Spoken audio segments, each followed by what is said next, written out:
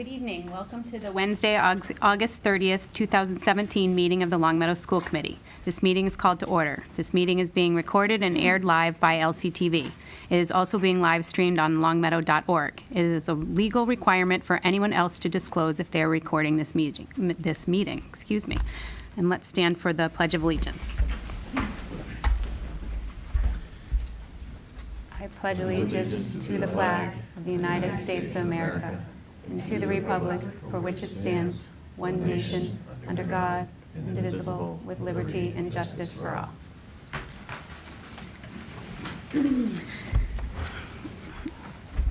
And just with all that's gone on in the world since our last meeting, I have a statement to make. Unless there are any objections from my fellow committee members, I would like to enter this into the record on all of our behalf. The Longmeadow School District stands united against bias, hate, bigotry, and discrimination of all forms. All students of the Longmeadow Public Schools have the right to enjoy their education without fear of persecution. We are committed to ensuring that our schools are a safe place to learn and that our school system maintains and enforces policies prohibiting them. I've also asked Superintendent O'Shea to review our district policies and procedures regarding non-discrimination. He will be presenting them to us later in the meeting. Okay, correspondence. So we have an emailed letter from Ms. Elizabeth Bone, thank you, Ms. Gwen Bruns, Mr. Michael Clark, Mr. Gerald Duquette, Mr. John Fitzgerald, Ms. Laurie Flynn, Ms. Katie Gerard, Ms. Kim King, Ms. Janet Robinson, and Ms. Mary Vogel regarding a resolution to address the concerns of students and residents. Okay, great. Approval of minutes. I need a motion to approve the minutes from June 27, 2017. I move that the school committee approve the minutes to the June 27, 2017 school committee meeting as presented. Second. Second. All those in favor? Opposed? Abstained? Okay. And next we have visitor comments. I have something. Okay.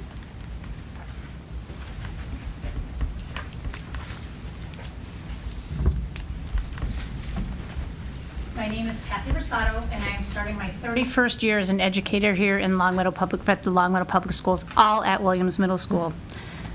Lord. Yeah, twice your age, I get it, or more. But I sit here before you as the president of the Longmeadow Education Association with two concerns from your meeting in June. The first, I looked at the Mass Association of School Committees mission statement, and it talked about advocacy. During the meeting on June 27th, you directly named a teacher in a discussion about their proficiency in teaching, quote, end quote. You also discussed another teacher and their qualifications and certifications. Although you did not name that teacher by name, it was fairly evident for anyone who is familiar with the building to whom you were speaking about. That is what executive session is for. As a president of the association, I do not feel, the membership does not feel, that it would be appropriate to discuss the qualifications of a member in public session. I understand that the decision to make a cut last year was difficult, as was staffing needs, as I'm sure you have found out. But to then bring it to public session was unconscionable. Many teachers have emailed me regarding that conversation and how it was presented to the public. I think you understand my stern language. You know I usually sit here in a jovial manner, but I would hope and pray that you would never discuss a teacher's qualifications again in public session and talk about their proficiency in teaching. Every educator in the Longmeadow Public Schools is here because we are the cream of the crop. And I hope that you would advocate for us in such a manner. My second concern is you moving one meeting a month to the daytime. The first thing, sitting here looking at my student, you're a student member, that is near and dear to me. In 1979, yes, I know, a long time ago, I wrote the proposal for a student to sit on the school committee here for Longmeadow High School.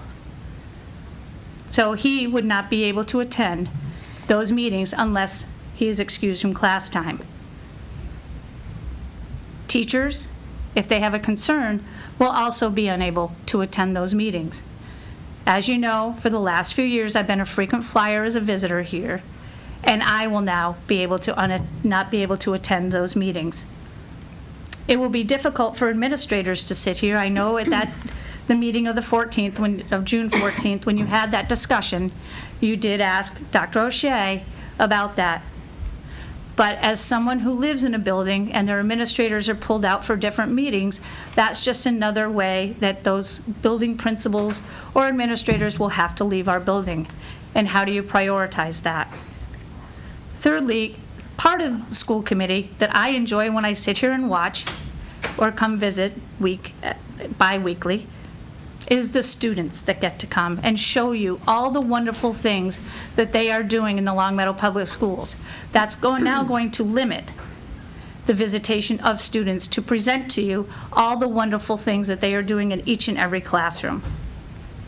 And my last is LCTV. Would they be able to live stream midday? I don't know if you've looked into that, but if I'm not sitting here, I do watch on behalf of the membership, as you all know, well, some of you know if you've been sitting here for a while. So please take into account those two concerns, not only naming teachers, but also meeting during the school day. Thank you very much. Thank you. Thank you, Kathy. Moving to school committee announcements and recognitions. Does anybody have anything? Okay. Business with guests, we have none. Administrative reports, superintendent's report. Okay, so I provided you with a written report, and you should also know, I suppose it's no surprise, we're ready to roll tomorrow. 2,900 or so students arriving to our doors, and appreciate the work done by the clerical staff, maintenance staff, the custodial staff, tech support to get our buildings ready over the summer. Special shout out to the Buildings and Grounds crew that did a nice job, sort of a full court press over the last couple of weeks to take care of the grounds and the entrances to our schools, so we appreciate that. So some good news, we received a notification from the Niche Report, which is, it's a website that researches and ranks school districts across the country. And Longmeadow Public Schools was rated by this report as the 18th best school district in Massachusetts. And we received a grade of an A+, so that's exciting news. And then nationwide, we were rated as the 165th best school district in the United States. So I was not a math major, but by my calculations, that would put us in about the top 2% of all school districts nationwide. So that's an impressive statistic. I think certainly we don't like to boil education down to numbers, but I think the folks at the Niche Report, they do a nice job evaluating school districts on a number of different data sets. So that's exciting news, and I think we should all be proud of that. Wanted to mention a quick update on middle school recess, that it was something that the committee had asked us to take a look at last year. And so we will be offering some unstructured recess time at the 7th and 8th grade beginning in the second week of school. It will be on an every other day basis, and about halfway through the school day, the lunch period, the students will be allowed to go outside. So it's I'm pleased that we're able to do that. It's sort of consistent with our recent emphasis on movement and active learning, and hopefully a good opportunity for kids to get some fresh air. So we'll keep you posted on that. I think if it's something that is successful and the students respond well and we can continue to staff and supervise it, we'll see where it goes. It might be something that we can expand, but I'm pleased that they were able to pull that off. Right now, we're able to do it without any additional staffing, so the existing admin staff and others will be involved in the supervision of that outdoor experience. I really want to thank you and Nicole Allen and Principal Rye for all their hard work putting that together. I don't want to interrupt your report. Yeah, no. That was a big effort on their part last year, and I know many of us who worked on it are really pleased and excited and grateful to them for their hard work. So thank Yeah, and you. we'll see where it goes. It could be the beginning of something more ambitious. I think we'll just have to play it by ear, but, and it's largely unstructured. It's on an every other day basis, but, I think between the middle school recess and opportunities for kids to go outside during advisory and obviously their PE time, I think there'll be ample opportunities for kids to get outside at the middle school level. So we'll keep you posted and give you some periodic updates if you are interested. We had a great convocation. Appreciate the members of the school committee who were able to come, who did, and Michelle gave some remarks that were very well received and really appropriate and supportive of our educators that day. And so we had a great day. A couple of technology glitches, including me turning off the microphone on my boss, which is not a good move, but we survived that. But it was a great convocation. Other encouraging news is that the MSBA, the Mass School Building Authority, had indicated that they would like to come to Longmeadow to conduct a senior study site visit. And so this will be on September 13th at 9:30 a.m. And it is part of the MSBA's due diligence as they try to learn more about the facilities and understand the statements of interest that we submitted on the two middle schools. So it is, just part of the process. I think it's something that we should be encouraged by, but also understand that there are plenty of districts that experience senior studies that are not ultimately invited into the MSBA process. So, and so we'll assemble a team, facilities people, central office administrators. I believe Michelle will join us to represent the school committee, and hopefully we will give the MSBA all the information they need to make a decision about our SOIs. We won't, again, in all likelihood, we won't hear anything on the SOIs until December or even January. So, school supplies, it had come up to us from some members of the school committee and really even our own evaluation of it that we want to make sure that our school supply lists are evaluated each year, and I think I want to make a commitment to this committee to ensure that we will review those school supply lists before they go out next spring to make sure that our requests are reasonable and appropriate. And then the other piece of it is that we want to make sure that we're doing our due diligence in terms of reaching out to families that might be struggling with the demands of those school supply lists. So we certainly appreciate the support that families provide us and their willingness to provide some consumables and some that the kids use on a regular basis, but we'll continue to stay on top of that and take a look at it again next spring.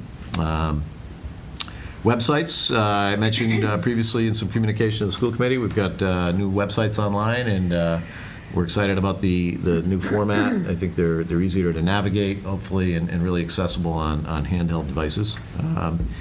And then lastly, we had a great administrative retreat towards the end of August. We gathered the administrative team and really started to kind of hammer out some areas for district improvement, and ultimately we would like to bring those to the school committee at some point, as we start to really refine and define what our goals are administratively. And so generally speaking, broad strokes, those areas would be relate to social emotional learning, differentiated instruction, and curriculum alignment. So we're continuing as an administrative team to refine and define those goals and hope to bring it back to you at some point soon.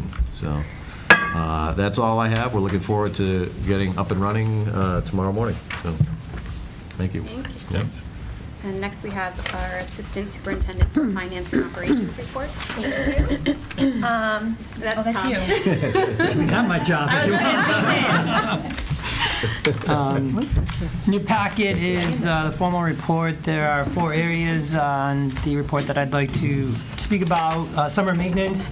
So similar to Marty's comment on the grounds work that was done, I'd like to acknowledge the work of DPW and their attention to some of the requests that principals put in before the summer. We asked principals to provide us some projects or areas of the building that need attention, and we try to work with Dan McCarthy to prioritize them. So some of the things that they were able to address this year would be the inspection of our elevators and some roof work associated to elevator shafts, removal of wall-mounted TVs and VCRs at center schools that just don't get used anymore, refinishing the gym floors at a number of the schools, and painting projects throughout all of the buildings. And again, I think, their efforts in making sure that the buildings were ready, along with our custodial staff this summer. Marty and I toured them with Dan and Mario earlier in August, and the schools are definitely ready for staff and students. The next item is indoor air quality. Again, acknowledging the work of Dan and the maintenance staff. There was definitely some attention in this area this summer. Carpeting, which school committee provided funding for to replace at both auditoriums, at the middle schools, and the band room at Glenbrook was much needed. I think makes an impact in the appearance and the areas that we were able to make those changes. Also, the ductwork at the cafeteria at Glenbrook and in the auditorium at Williams was cleaned. And I think it's noticeable to me when I walk into the auditorium at Williams. I don't know about Kathy, but seems to be a little less stale in terms of the smell in that area. So, along with the filters that are in the air handling units, the unit vents at Williams and the air handling units at Glenbrook were replaced this summer as part of preventive maintenance and cleaned. So, again, in our continued efforts in making sure that we are taking the steps that we can to address air quality at the two middle schools, we're doing as much as we can. We did clean the filters in the air conditioners at Williams. Jess and I had a conversation earlier this summer. We estimate there's about 30 air conditioning units at Williams Middle School. And ballpark, I would say they're probably about $600 or so each, depending upon the BTUs, which is determined by the size of the classroom. So that would be an average cost for each unit. So it'd be about $18,000 to replace them. Next item would be an update on capital projects. We had a number of capital projects that were approved at the annual town meeting. One being a age-appropriate playscape at Wolf Swamp School was completed at the end of last week. I was over there on Monday, and it looks great. It's in the back off of the blacktop, so it will be for the preschool program at Wolf Swamp School. The boiler replacement at both Blueberry and Center is in process. The bids are out. They are due back on September 15th. I would anticipate that some preliminary work will be done either after school hours with the destruction of the existing or removal of the existing system and replacement to occur during Christmas break so that it doesn't interrupt instruction in either of the buildings. The fire suppression system at Blueberry and Wolf Swamp it's also in the bid process. Those bids are due September 1st. Again, to not impact the instruction, we would anticipate the work to be done during Christmas vacation.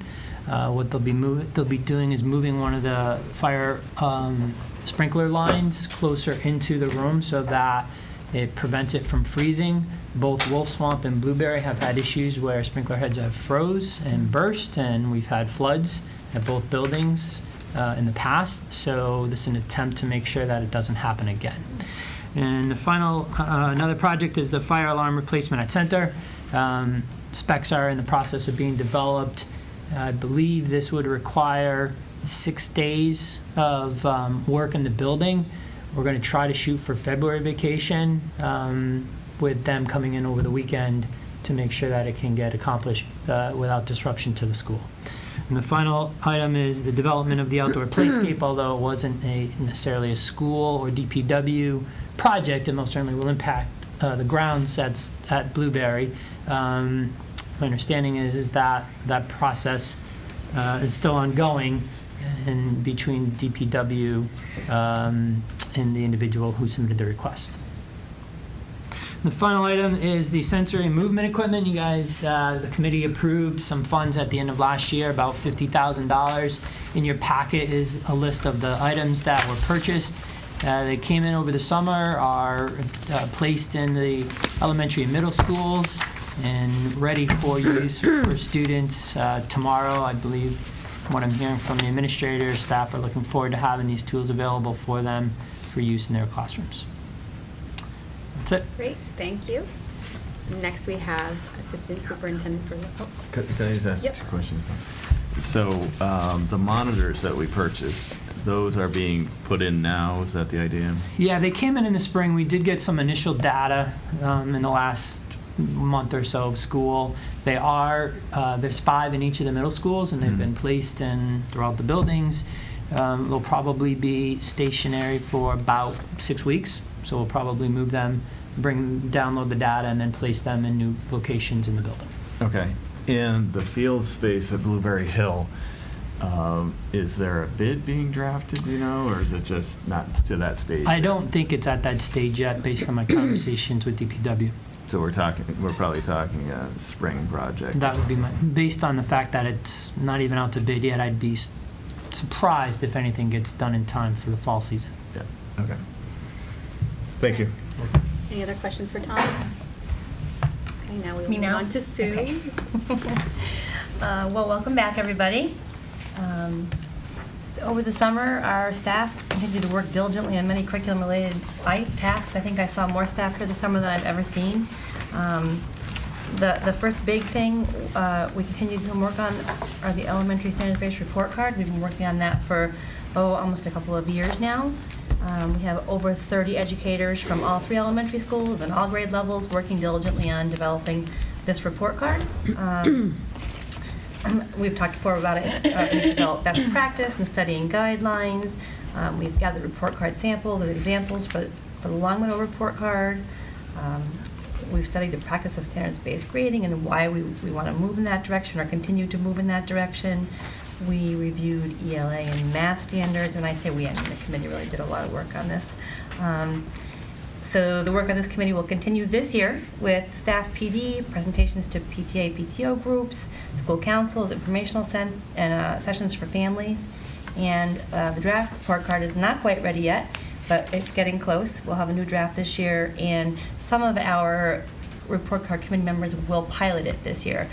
We meet next week to talk about who might want to pilot it and how we will get information out to those parents, and it will really be a much more robust report card than elementary parents are used to looking at now. So it won't be a change in the negative direction, so people who look at the report card or parents will look at it and say, well, this is a lot of great information that I didn't have prior. So that will go well. We'll get some parent input as the school year goes through and have hopefully a commitment for the whole staff for the following school year. And this summer, we had a lot of teachers in all through the summer. I don't want to read this whole list off of the curriculum work that they worked on, but it's all rolling in now, and they did some amazing summer work. When I think of the things that we can offer students, like AP Music Theory, they revised that curriculum, and just to be able to offer that just blows me away. You know, that's amazing.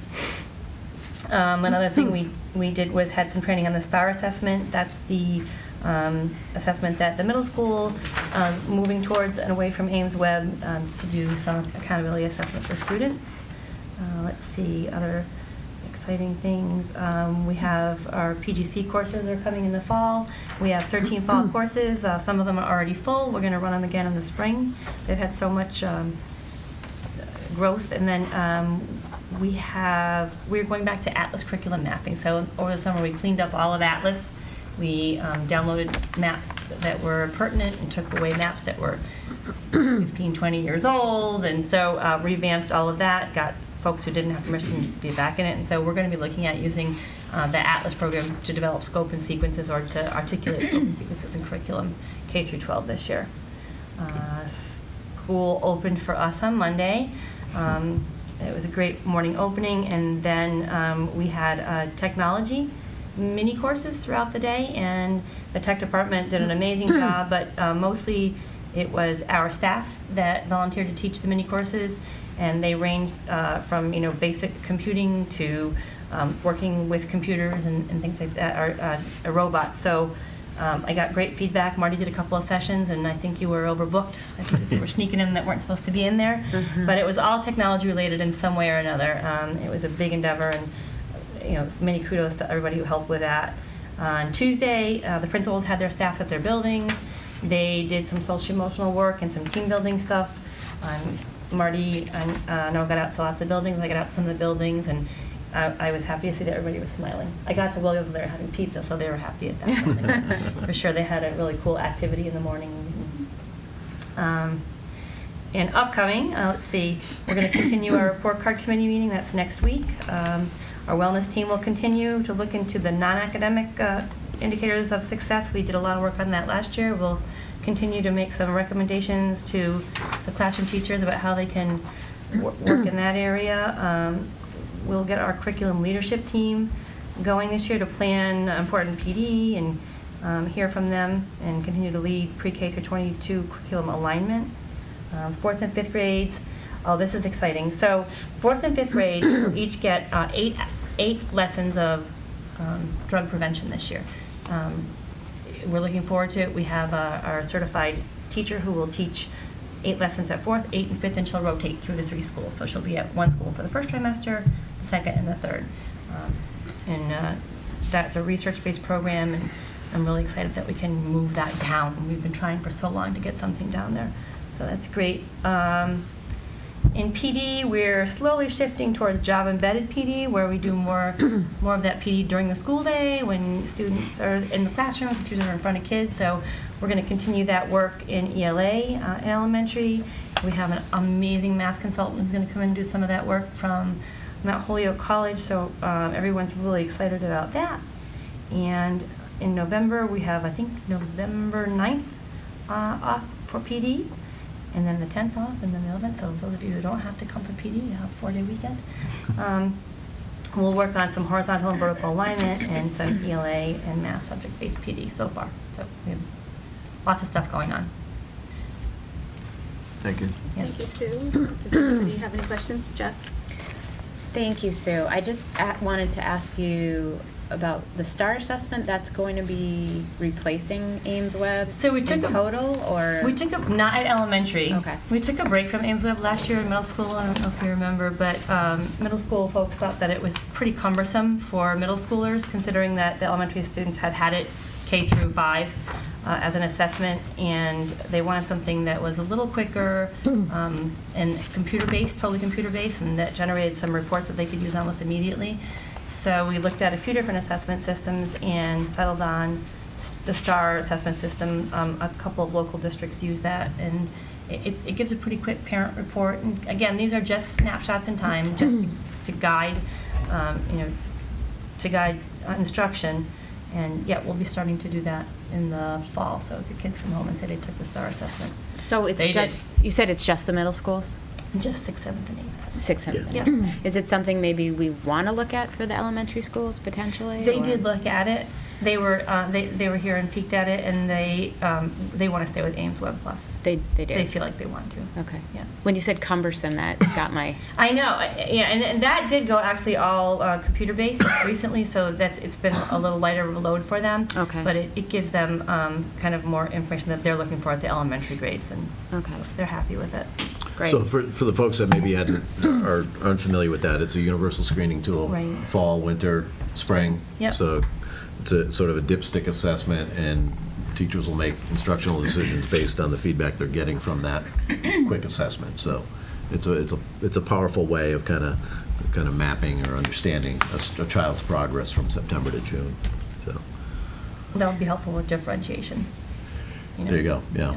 And then will we be able to, you were updating us mostly last year, but can you make the wellness team updates regular in your report? Sure. Also, that's really helpful. Yeah. Because we as a committee are working on we've been working on a lot of the same concepts, Yeah. and it's good if we can sort of stay in sync with Absolutely. what you all are doing too. Yep. So again, for our new members, that wellness team was something Thanks, Marty. we put together. The wellness team is something we put together last year. Sue heads it up. It's a team of K-12 educators, many folks who were involved in health instruction or counseling, but also some regular classroom teachers. They come together to kind of research practices that support the emotional well-being of students, and then we try and take the conclusions of that group and kind of feed it back to the staff. And so their work has been really informative. In fact, a lot of the work that they did kind of ultimately resulted in bringing forward some of the sensory and movement equipment.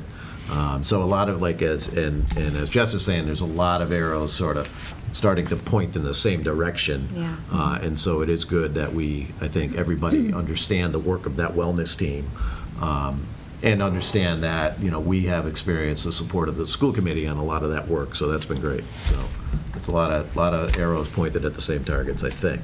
I think you guys talked a lot last year about movement in the classroom also. It was a We big did. topic of discussion. Yeah. We dove into recess a bit. Recess. Yeah, it's a Recess, fun yeah. committee, but Yeah. we call it the W team, so if you want to swing by. You need to get please do. T-shirts made for it. We should. Or capes. Any other questions for Sue? Thank you. Sue? So we apologize for the long reports. It's been a while, Yeah. though, so we had a lot going on. We appreciate the chance to update the committee and the community on the work that has happened since June, I guess. Yeah. Thank you. I do not have a report for tonight.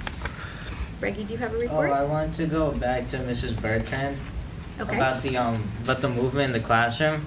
I know, like, we have a teacher at our school who, like, he has like a little mini basketball hoop, and then he has like these stuffed basketballs, and then like he'll play like Spanish games with the kids, like shooting the ball, and he has like a bunch of stuffed Get them animals. up and moving. Yeah. And like you will like throw it, and you gotta like answer a question in Spanish, That's like great. stuff Oh, like that's that, awesome. and it makes it like a lot more interesting for us, and we're Yeah. high schoolers. That's great. That's so great. it It would is great. definitely help for like middle schoolers and like elementary kids. I think some of Yeah. our administrators have basketball hoops. Yeah. So the movement equipment is interesting. Over at Glenbrook, I went in and they had, on their PD day, I came upon a group of teachers that they were all engaged in a common reading and a common discussion about that reading. And as they were reading, Principal Allen had the teachers using the sensory movement equipment. So some were at standing desks, some had the bands, and some had the cycle desks. So it was kind of neat to see the way they were trying to model and incorporate a lot of the practices that we're trying to bring into the classroom, the ones that Bragy's talking about. So We should put that on the list for the next budget cycle. The I'm all for basketball bas- hoops. I'm all for basketball I hoops in love the it. Those are classroom. pretty reasonable too, I have to. Yeah, they're like nice. That's it, yeah. Yeah, Yeah, we that's can. really great. It works for getting my son to eat. Take a bite, shoot a Take a hoop. shot. Yeah. Thank you. Anything else, Reggie? So me and Mr. Dunkerley were we were trying to get like an email together. So like just for like our committee, like the school committee advisory council, like we have our own email, and then students can directly email that for suggestions. Because like nobody really talks about like what can we do to help the school. So I think if we had like an email account, like kids could like just send it directly there. It like we get a lot more feedback because we're not really getting much feedback right now. So we kind of have to guess at what kids want to do. And another thing is I was thinking how like a lot of schools around the area, like they have field trips, not field trips, like real like trips to like different places for like volunteer service. And like I know we have like a ton of trips, but I think it would be nice to consider like a volunteer trip to like Haiti, something like that. I mean, we'd have to like email the students and like see if they want to do that before we actually like try doing anything. But that's just an idea. We have a class field trip to Boston coming up in I think September 9th, just for one Saturday. I think they're just like seeing Boston and then going to a soccer game. And also this is a pretty small thing, but the goals on the football field, they aren't set up yet. So I don't know who's in charge of that, but I'm sure it'll get set up in time, but just let's say that. You do something about that. On the track? Yeah, on the track, there's usually like the main goals. Good to know. I'm on cross country. We play soccer every day before practice, so it's just nice to see those goals. Thank you. Great suggestions, Peggy. Very much. Michelle, I just had a Yep. Anybody? I was laughing during the beginning, but you were saying about email that you wanted a student email for school committee? Yeah. Okay. Can we, student reps don't usually have, I thought they always had. Well, No, they we used have, a like, our- school yeah. email, but that's what we've been using, and not a separate one. Oh. In other words, if there's like Okay, a, School, so- he wants a student rep. Yeah. So can we Yeah. get that set up for Yeah, him? we used to have one, so I'll just tell them to reactivate it and get you the. Okay. Mr. Dunkerley wanted me to go to IT. I'll go with him to IT Okay, tomorrow. yeah, because so. they Oh, have an okay. account, they just have to set it up and give you the password. Okay. And then what are we gonna Sounds do? good. Send an email to all the students saying, this is the email you sent? Yeah. Exactly. Just so they know. Yeah. Yeah. That's great.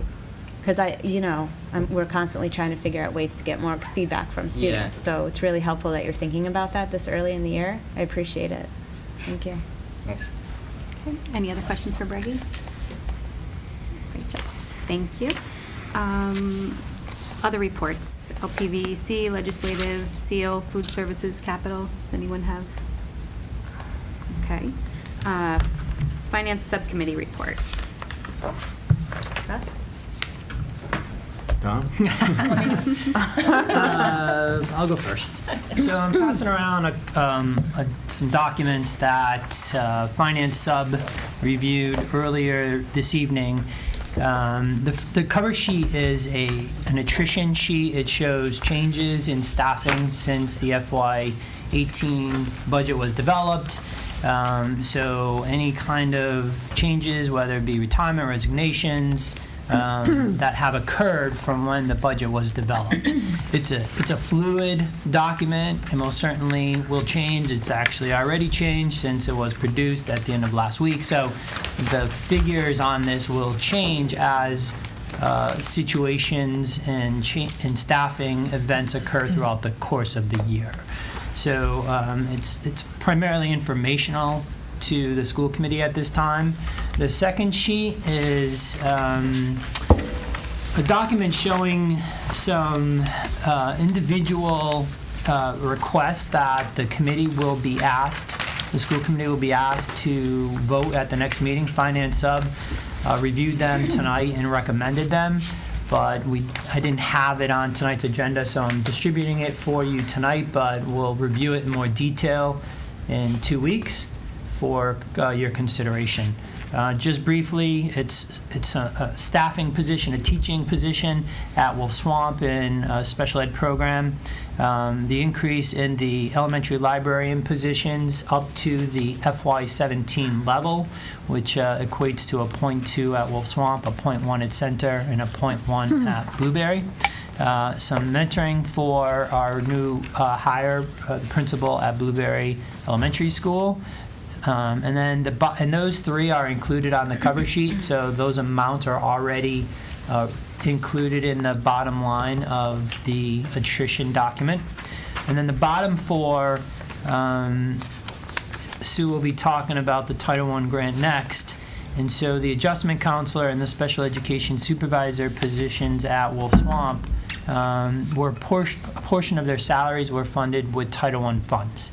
With the Title I grant now being distributed amongst 3 schools, we're recommending that the portion that the Title I grant funded for these 2 specific positions at Wolf Swamp be shifted over to the general fund, which will allow the allocation of the grant to Wolf Swamp be used for direct services to classrooms. And those 2 amounts are $27,000 and $21,000. The third item is a request to increase the adjustment counselor at the high school, and the FTE is 0.6, not 0.2. Currently, the high school has 1.4 FTEs.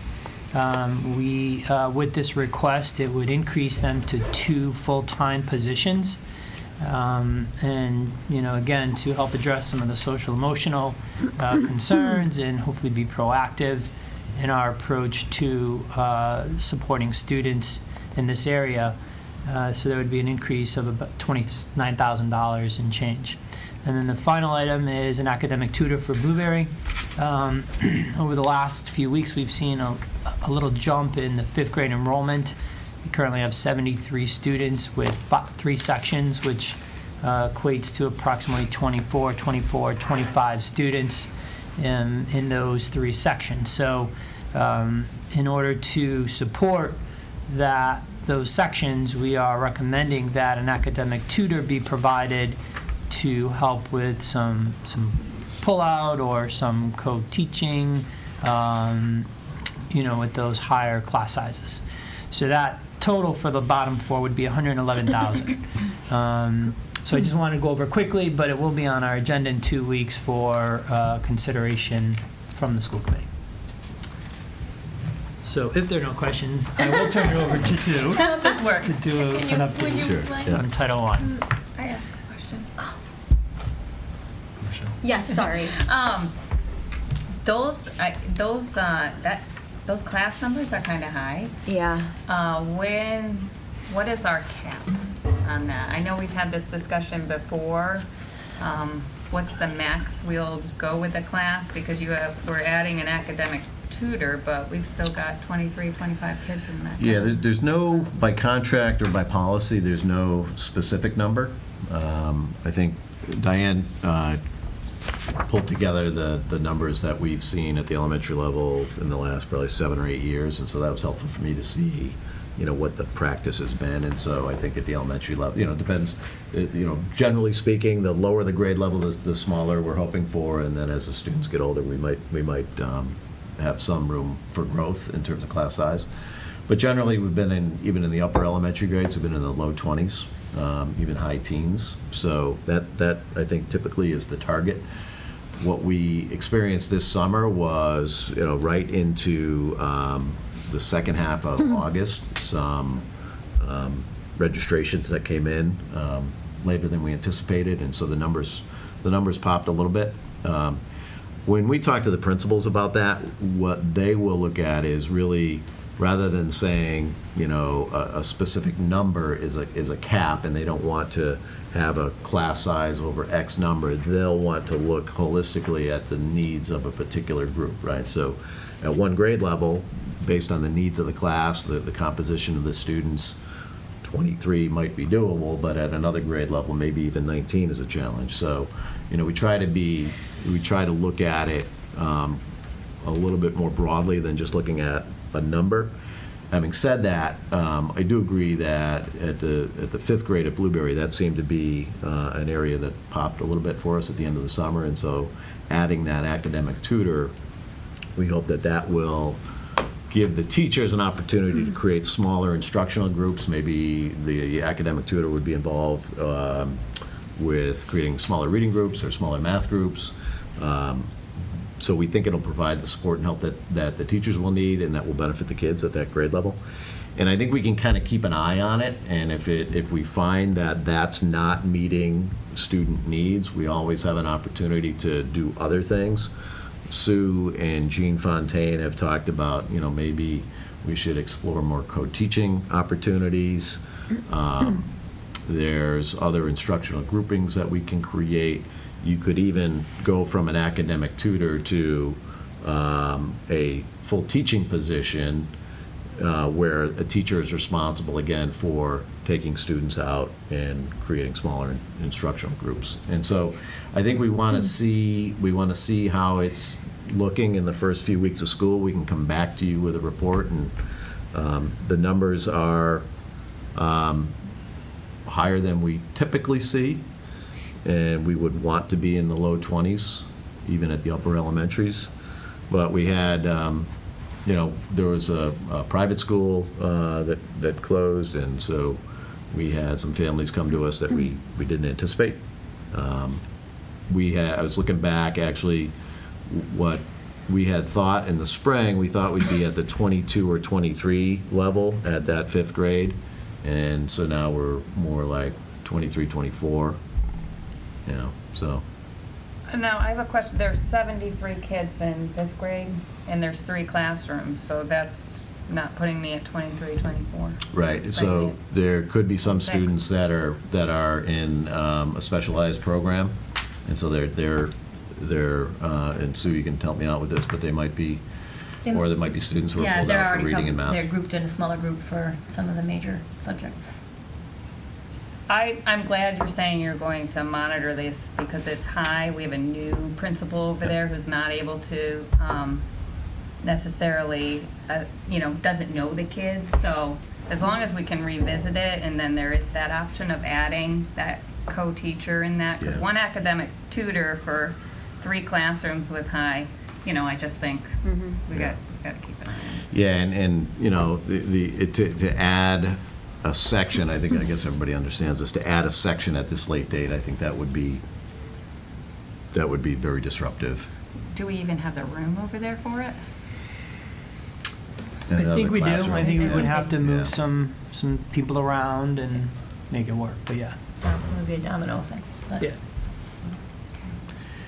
Yeah, I think if we're getting the feedback from families and from staff and from our principal that we need more, then I think we would want to come back to the committee.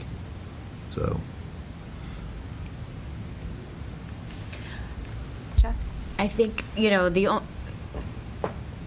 it's always weighing the pros and cons. And while I agree that these class sizes are really pushing the limits of what we want to see at the elementary level, weighing that against the disruption of the classes at this particular time it's a little bit of a tough call.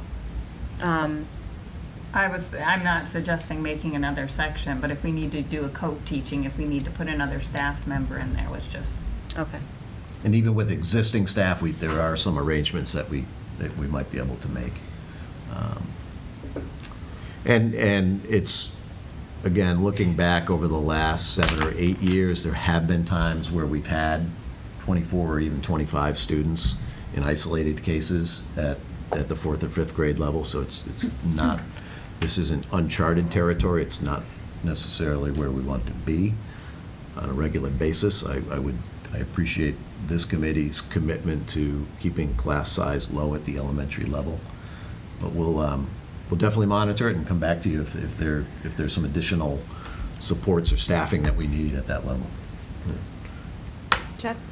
I think it would be good to, as a tickler for next summer, make sure that we are touching base with you all about class sizes and the numbers that are coming in, so we are really on top of it and not feeling like we're trying to catch up once school starts. Mhm. Yeah, I really want to stay, I think we all do, really want to stay on top of those numbers. Those are what, drive really our success and our ability to reach students, and so I know it's a priority for everybody to stay on top of it. And I'll just say, I know people who have just moved, and so I think it is hard, and then we have school Yeah, closing, yeah. so it's not, sometimes there's just not much you can do, except monitor it and then put in support for. But I think if we're getting to, as we're talking about it tonight, I'm thinking if we're getting to certain numbers, like I liked when you used the 22, 23.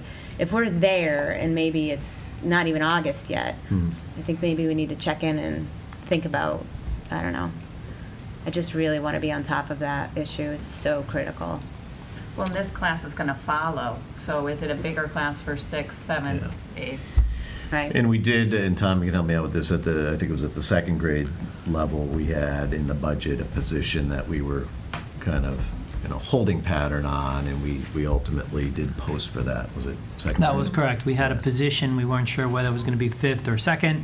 I think we kind of were watching the numbers and then ultimately decided that 2nd grade, which is, I believe, around 71 students, was probably the more appropriate placement for that position to Yeah. help keep that class size lower, as Marty indicated, at the early elementary grade level. Thank you. Okay, and thank you for being so on top of it and monitoring it going forward. Let's see, policy subcommittee. Did we want to hear more on the I'm Title sorry, I, yes. or, are you Sorry. satisfied? I It could be that forgot. you're satisfied with what information you received, and you could bring it to a future meeting, or, Yeah, that we're might be. prepared and ready if you want additional information, but that's up to the committee. I'm giving up on the technology piece of it, just so you know. Okay. We'll go with it then? Sure. Yeah. Yeah, okay, so, oh, well, maybe it'll work. Oh, You know what? It's not loading. We've been getting kicked off all day, so I should have passed out reading glasses with this. I'm sorry I didn't, but if you want to take a look at this, this is the same as the presentation that I would have liked to show you. It appears the board's not working, so Yeah, I think we're just going to work. We can all come back. Sorry. Sorry about that. Yeah, sorry. We are getting new computers, but. So I just want to talk a little bit about some basic grant information. The Title I grant is an interesting grant, for sure. The school districts receive funding based on federal poverty levels, and the federal poverty level formula is confusing and not really accessible, but they base the poverty level on lots of different things, earnings, workers' comp, social security, public assistance, like SNAP benefits, EBT, those WIC programs. They look at census data, so they have this big formula that the federal government uses to determine poverty. And then the school districts receive Title I funding based on that number. So if a school district has over 10 families and over 5% poverty level, those schools get targeted for Title I funds. Now, some districts get a blanket grant. Everybody takes advantage of it. Our district is not like that. It's targeted to the individual schools that meet that criteria. Last year we had an anomaly. We only had Wolf Swamp qualify for Title I services. It was a big chunk of money that one school had access to. I'm happy to say that this year Glenbrook and Center School have also qualified for Title I funding, so that larger pot of money is being spread out now over the 3 schools, or it will be when the grant gets submitted, I guess. The funds are targeted to our most needy schools.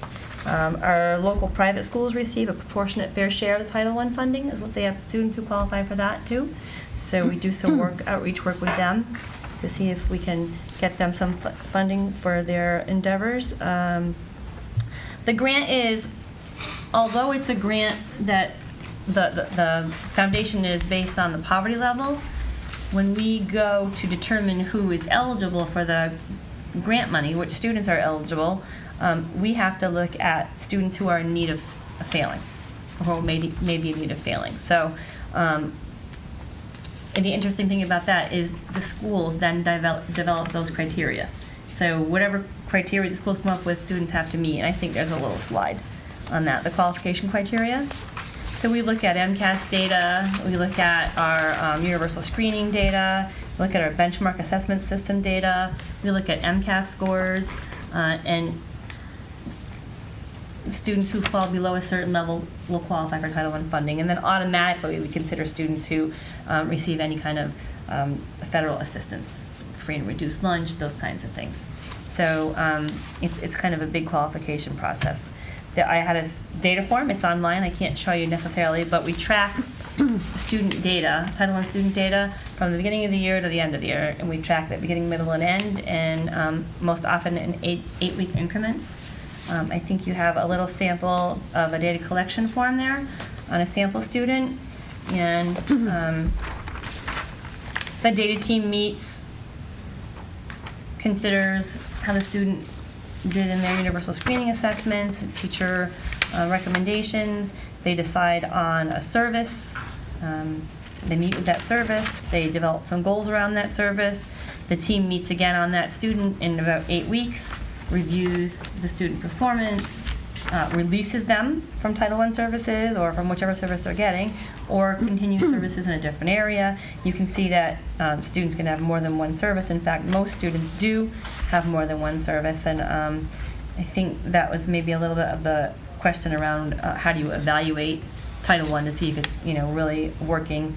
And I think the answer is we do the best we can looking at data of students, but I think it's a challenge if our students get many different services, and there are a lot of variables and factors that go into a student's education, so it's really hard to pin it on one specific factor. You can have an amazing teacher that's just the perfect fit for that student. You might have regular education, a resource room for math, you might have special education for English language arts might have RTI intervention in the social emotional area. And as the student grows, all of those things are a factor in that growth, not just one. So, we look at our programs to see that all the kids are making growth, and that's how the principals determine where they want to put their Title I funding.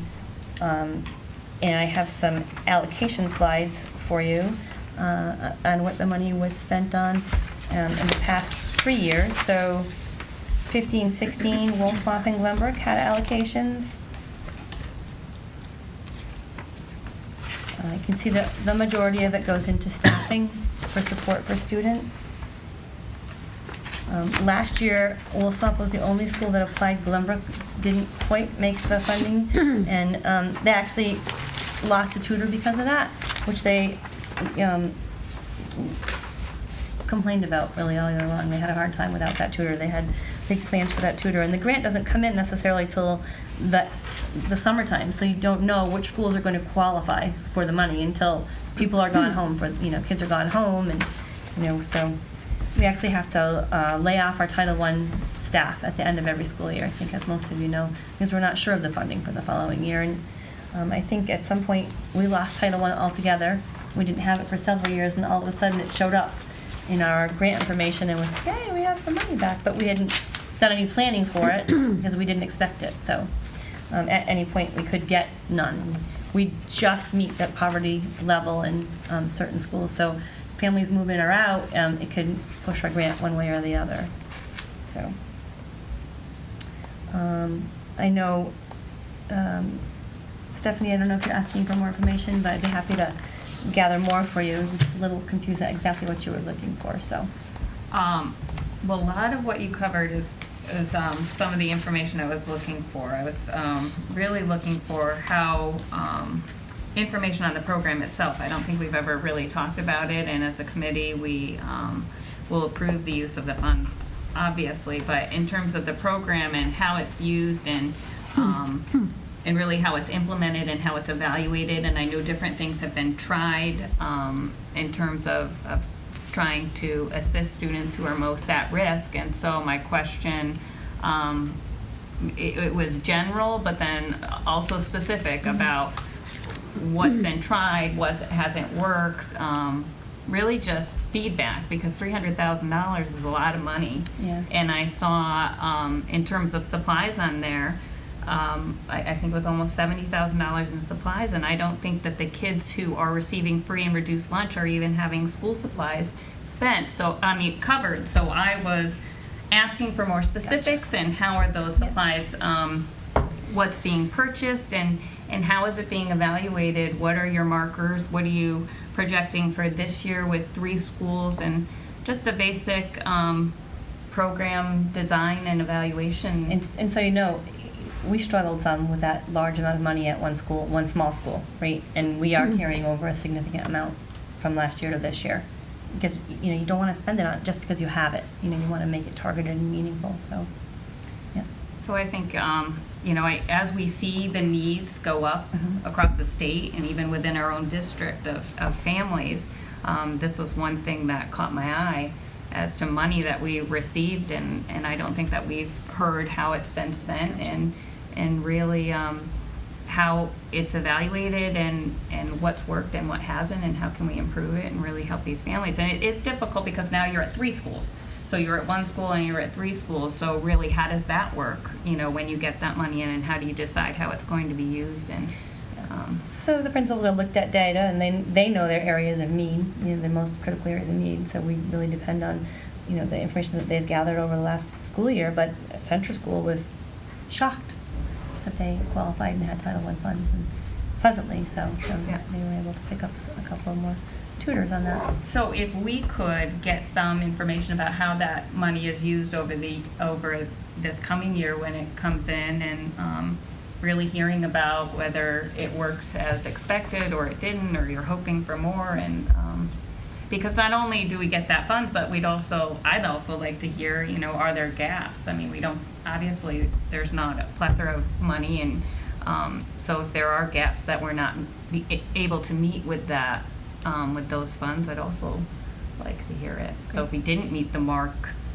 okay, how can we maybe do it another way, so. Does anyone else Okay. have any more questions? Okay. Thank you so much. Sure. That was great. Now moving on to policy. Policy. So policy subcommittee met on August 1st and August 11th. During those meetings, we discussed the district-wide media release form and the following policies. IJND, which is access to electronic media. IJNDB, which is the acceptable use agreement. IJNDC, school and district web pages. IJNDD, which is the social media and electronic communication policy.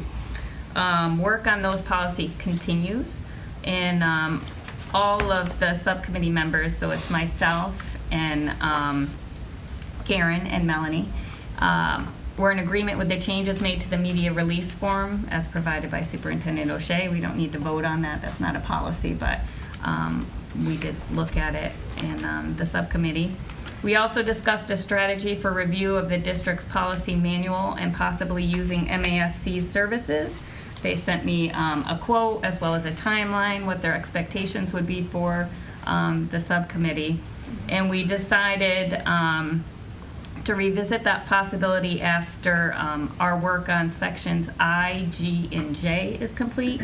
And we have more information on the process, how long it's going to take us. And then we'll take a look at that, possibly using their services. But even if you use their services, you're doing the work yourself. So, and I did get some information about the school committee, the policy subcommittee had used their services before, and so we just like to gain some. I, G, and J are big sections. We'd like to get through those. We'll get more information and then see where we're at.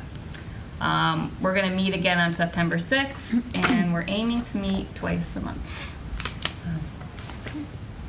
Great. Any other questions? Okay. Moving on to operations subcommittee. You have not met, but when we developed this subcommittee, or we reactivated it, we had talked about considering and researching high school start times. Mhm. So I guess as a starting point, would you all like to meet and kind of decide where you want to go, what direction you want to go with that? Who's on the subcommittee? I am. Is it?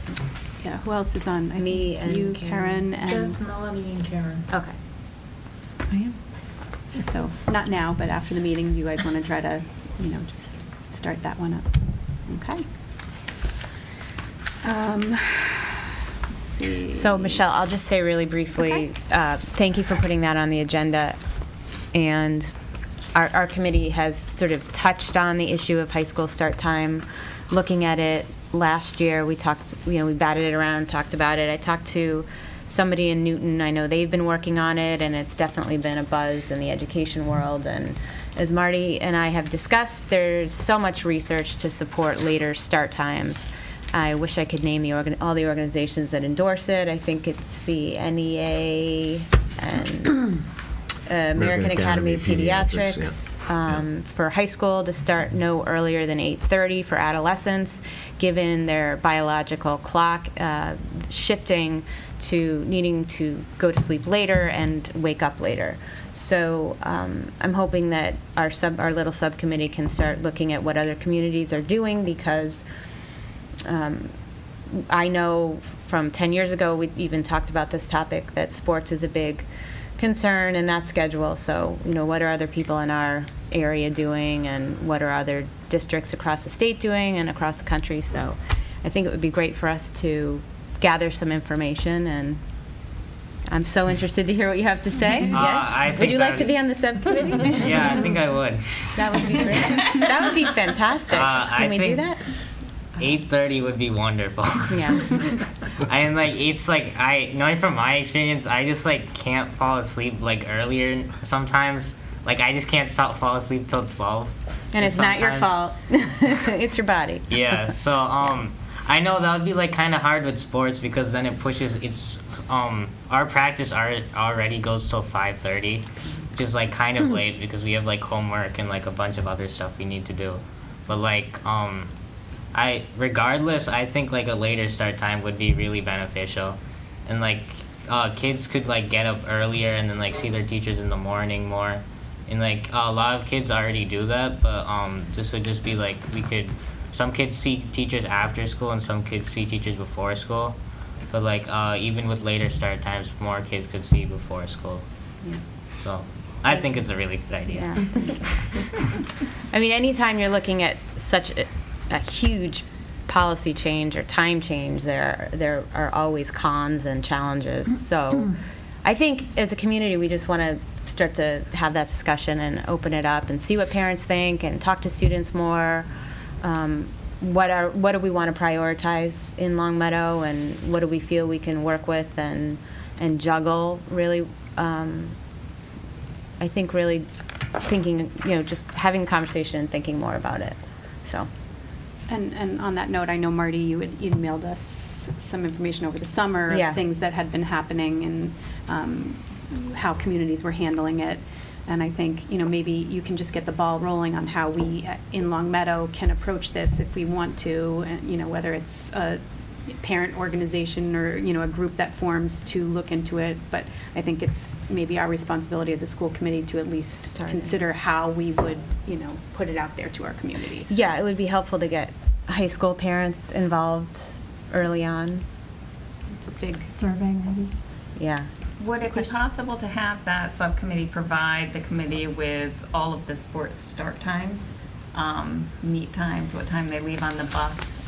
I know for some there's a lag from when school gets out and when practice starts. So if we could get all of that information, I would love to see it. Some variable. But with You could have each a 7 sport- o'clock game or a 4 o'clock game, but even within like soccer, you could have a 3:30 game or you could have a 7 o'clock game. But I just like to know the earliest. Okay. Because if we're looking at pushing it, that's the concern, not the 4 or 7, but it's more like kids who have to get on the bus before 3.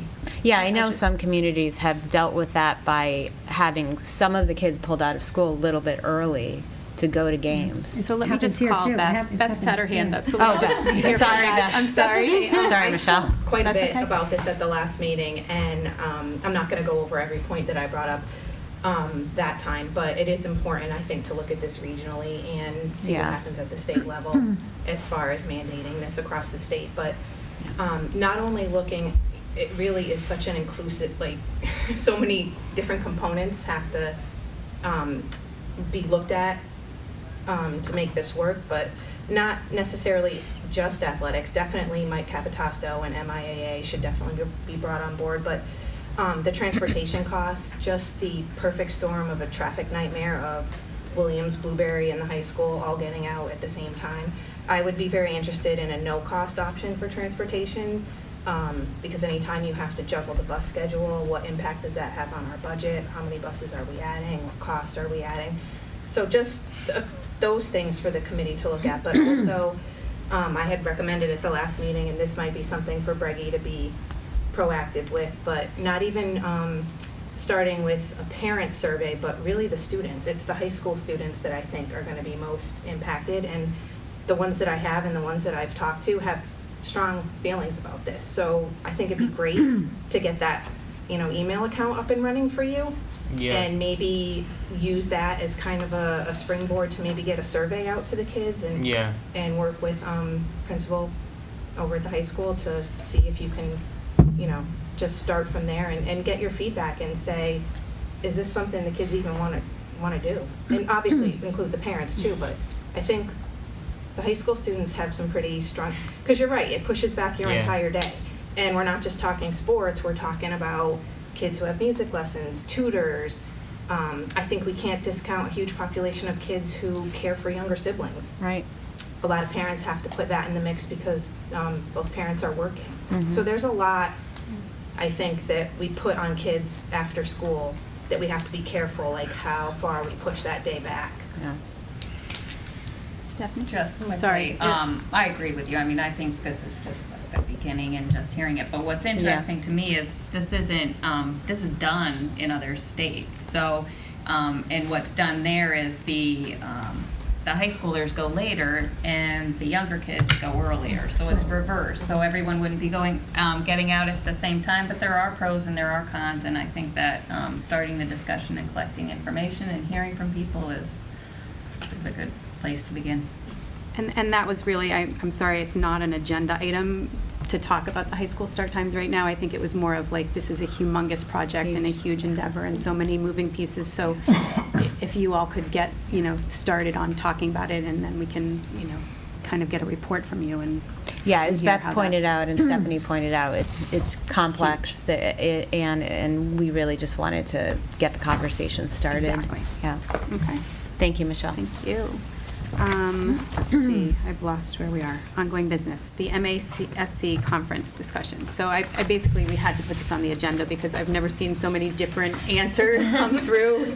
There were 3 choices and it was all over the place. So I think at this point, I think we have to, first of all, consider whether or not, who wants to go to the MASC? I know we've talked about this already, but I think we really have to make a decision and make arrangements if people do want to go. The choices were the MASC conference, just that, or the doing a goal-setting session here, which I think we really have to kind of just move on our own at this point. I think it's too late for us to wait to arrange a facilitator to help us with setting our goals, because we don't want to wait too long. I think it would take at least another month and a half before we could get organized and get a facilitator and then get those goals going. And then the other topic was to have a team building retreat in the mix.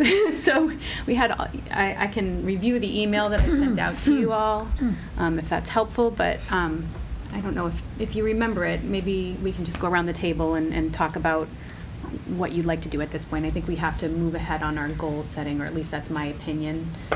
But you can kind of talk about that. So, do you want to I would just ask for those who have attended this conference before, if they found it beneficial, if they've gone one day to all the sessions. I mean, how does it work? What's the feedback from committee members who've gone before? Okay. So I think, and I'll just summarize my feelings on it. I think that it had, when I went, it was great for some, to get together with other committee members and be able to talk and get to know each other. So in that respect, I think it was a good bonding experience for us as a committee. I think that the courses or the discussions that at the panels that they had were useful and helpful.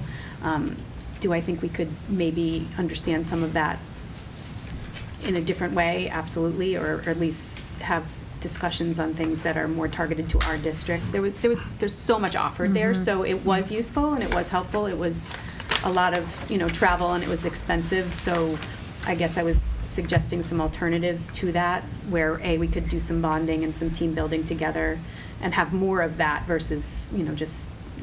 We had lunches together and dinners together.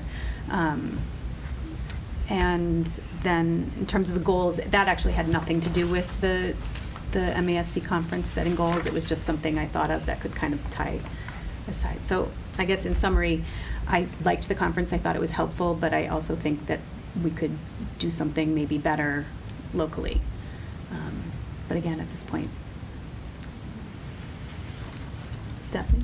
Well, I attended the Equity Symposium last year by the National School Board Association, and it's February 3rd this year, and that's what I really would like to attend again.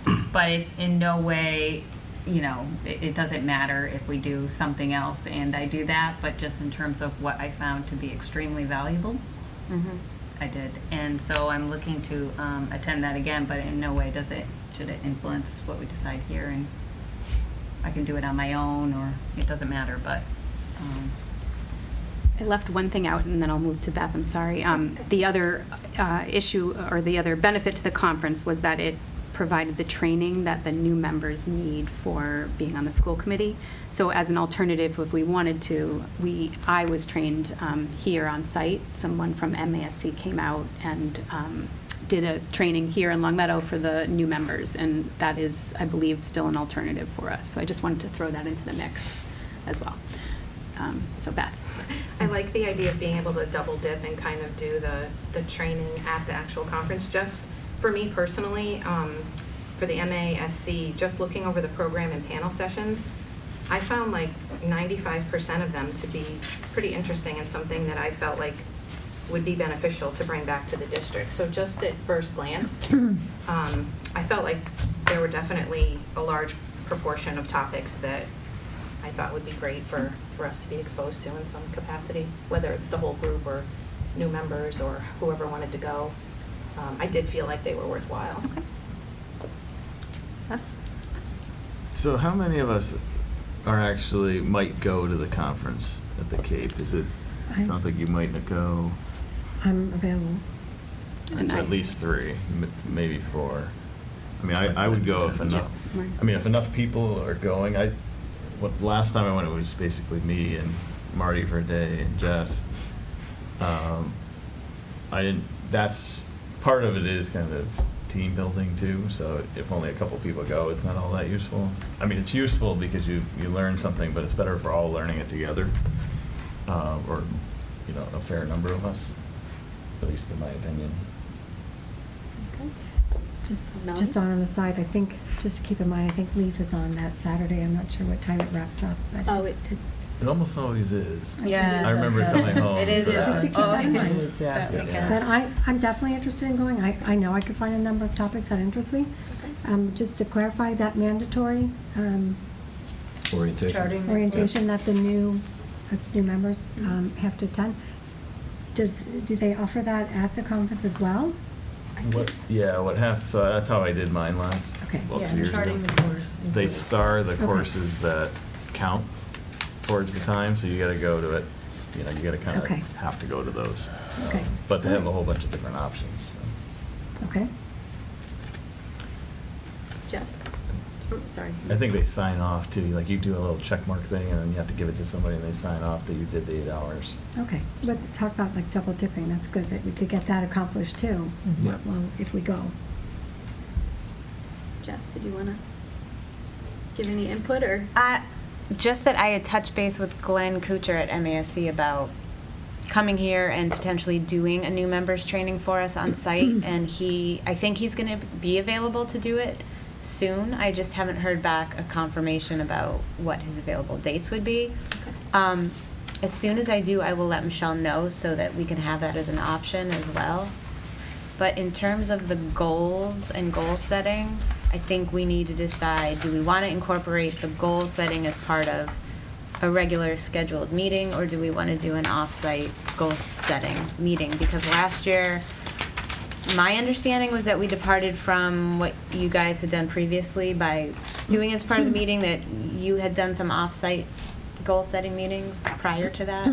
But it doesn't matter to me which way we do it, as long as we get it on the books and we know when we're going to do it.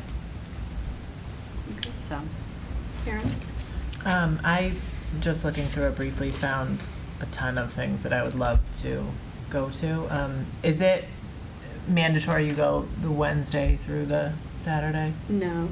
Okay. Most of us did Wednesday to Friday. Wednesday to Friday. Everybody leaves, yeah. Oh, okay. Well, many leave. So that way you can still go to LEAF. And so, in the last day, I think there's a lot of like presentations by the advertising groups that are there. Yeah, I think the Selling bulk stuff. of it was like Wednesday and Thursday, right? Wednesday and Thursday. Yeah. And then you stay Friday morning for a couple of the presentations, and then usually people at the road. Got it. So I think, from what I'm hearing, it sounds like there are enough people that are interested in going to the conference, where if people were available, we could, as many of us that wanted to go could go. I guess I'm just looking for consensus or something. I know I Sounds like the can't new members attend, are so- all interested in going, and so I don't Yeah. want to take that from you. Stephanie, I think you want to go to something different rather than. I would. Not that this isn't great, but I'm kind of, this, it doesn't specifically cover what they cover, so I think it would be great and rich for us all to have some different, and it's not to say that all of you are gonna go to the same panel discussions either, so I think we'll all come back with really great information. Yes? Hotel room, so what, we kind of screwed that up, I think. I think I do have. I did reserve some, but I don't recall how many, so we'll have to figure that out. Okay. So why don't we say if you're interested in going, or if you feel that you can go and you want a room, email Diane, and I'll register. and you then as she'll well. get everything, exactly. Okay. And, if we want to, one of the alternatives that I gave you for team building was fairly inexpensive, and we could do that as a whole group so that we're all together if people felt that was useful or worthwhile. Did anyone want to have any? Is that the Springfield College That was the one? Springfield College, and I think it would, it was just a 2-hour or so tour, and we don't have to get to it right away, but it could be something we try to do together. Okay, we can review that. Sorry, Michelle, I'm not It's okay. remembering the details of It's that. like It was- Camp Massasoit for Mhm. adults. Oh, okay, yeah. Okay. Yeah. Like trust falls? Yeah, right, exactly. Like Ropes courses? Ropes courses. Ropes course. boating, Ice-breaking type like, things yeah. to get to know each other, and it's fun and different. Didn't we do that in high school? We could consider other alternatives too, so. Might be stressful. I think we did that in high school. Okay. I'm a lot heavier All than I right. look. I think we, I think we could swing that. okay. Let's move on to new business. We have an overnight field trip request. Enclosed is an overnight field trip request for students from Williams and Glenbrook Middle Schools to travel to Quebec, Canada. And I need a motion on that. I move on the recommendation of the superintendent that the school committee approve the overnight field trip request for students from Glenbrook Middle School and Williams Middle School to travel to Quebec, Canada from May 24th to May 26th, 2018. Is there a second? Second. Got it. Okay, any questions or discussion? Seeing none, all those in favor? Opposed? Okay. Non-discrimination practices in the Long Meadow Public Schools. Okay, so I had a couple slides I was going to project. I'm sort of just going to assume it's not working. But I appreciate the opportunity to touch on this, and Michelle mentioned at the top of your meeting that she wanted to reaffirm the committee's commitment to non-discrimination and creating tolerant, inclusive communities. And so I think it's important that the community also hear from educators as well, and so I appreciate the chance to talk briefly about it. Certainly this summer it was a time where we saw a lot of unsettling displays of hate speech and discrimination, and I think as educators sometimes it is hard for us to get our heads around that, and we've had conversations, and I know teachers are having conversations about how to address these issues if they happen to come up in class. But what I would want to say tonight is that, it really creating safe, welcoming communities is really central to our work. It's central to our mission here in Long Meadow Public Schools. And I think when I think about how it happens, I think about it from a policy perspective and a practice perspective. And I would want the community to know that your school committee has very tight, strong policies in relation to non-discrimination. That the policy manual, particularly in this area, gets updated as needed, and it's very reflective of federal civil rights statutes, of the Massachusetts Equal Educational Opportunities Law.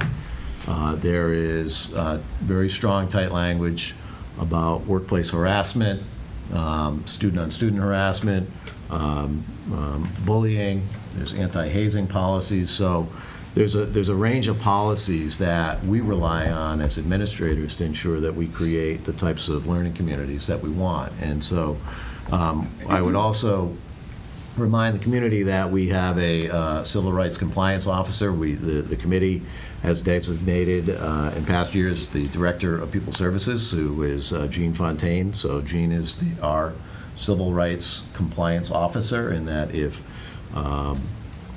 educators, staff members, community members have concerns about the treatment of how they're treated or how others are treated, that we certainly want to hear about that. We take those complaints really seriously. We investigate it. We follow up per our handbooks and per our policy manual. So I think that's really important that we've got strong, really tight policies in place. And then the other part of it is our practices. On a daily, regular basis, I think that there's practices that are happening in the classroom that reinforce, and create the type of community that we want, and hopefully create the type of community that really stands up against a lot of the hate speech that we saw this summer. And certainly, we could spend a lot of time on this, but just some quick examples. When I think about the social emotional learning frameworks that have been put in place at the elementary school and how those frameworks create opportunities for teachers to talk to kids about empathy and respect and appreciation of diversity, those are really core and central to the social emotional frameworks that are in place at the elementary school. And even at the middle school now with the advisory, they're investigating the social emotional competencies that we expect of middle school students. So it really permeates our work, and I think it's important for the community to know that. At the high school level, I think they take very seriously their interest in hearing from students and listening to student voices. They have a program called LHS Student Voices, and it's an opportunity for staff to hear firsthand about the experience of Long Meadow High students, what it's like to be a student at the school. There's peer leadership opportunities that reinforce that as well. So again, to sort of quickly sum up and maybe I'll gladly spare you the PowerPoint slides. I think policy and practice, I think we take the responsibility for creating welcoming, safe, inclusive communities really, really seriously, and our policy and our practice support that mission. So I appreciate the opening that Michelle gave me and creating an expectation that I really address this head on. And in some correspondence to staff and to the community, I'll sort of echo what we talked about tonight. So thanks for the chance and the encouragement to do that. Yeah. Thank you so Yeah. much. Anyone? Russ? Yeah, so I spoke with a couple of attorneys at the Civil Rights Division of the Attorney General's office about a couple ideas I had on this topic as well, it's not something we can really, I just wanted to give you some feedback maybe. Yep. So one of the things I talked to them about is if we take those policies and practices and procedures and kind of condense it into a format that we could send out to the students and also parents about this is what we have in existence. Jean Fontaine is the person you might be contacting. Mm-hmm. Probably contact in every building, so somebody knows if something happened to me that looked like it was bias or harassment or racism, that they would know who to contact. So kind of like a cheat sheet for the families and the kids. I also think that one of the things that often gets missed is that, and it's good we have Jean in this position, but sometimes something will happen in one building and something else happen in another building, and nobody's really there to kind of put it together, like, wait a second, maybe we have a problem here. Maybe there's more of this going on than we thought. And I will say, with the job I have with all the schools I represent, it is a much bigger problem than I ever thought. So there's a lot more comments that I would have never imagined actually happen in a public school. And until the last, couple of years, I just wasn't aware of it. But it's actually out there much more than I ever thought. And I kind of always thought it wasn't really, it's Massachusetts, there's really a pretty tolerant state. But I think it is something we really have to watch carefully, because it seems like there's a lot more of this kind of under the surface that people aren't noticing. And sometimes it's because it was just one incident in my school, but it might be one incident in every single school in your system, and you never put it together like, oh, wait a second, there actually is something going on here. And we can do trainings, we can bring people in. There's a lot of free training actually in the area. You can have Department of Justice come out, Anti-Defamation League. There's a whole bunch of things that we could access if we needed to. And it's good to be proactive, so even if we don't think we need to, we could at least start that process. And I'm sure we already do. But. Yeah. No, I think the idea of creating some sort of accessible way for the community to know what their options are, if their kids are experiencing this, or kids, and because a lot of our handbook or policy manual language, it's legalese that might not be easily accessible or understood by a lot of people. So I think, I would, if anyone's aware of models, it's something I'll try to follow up on to see if there's any ways to create that user-friendly version of what Russ is talking about. And I would say we're not free from this, right? I mean, we are, a reflection of the wider world,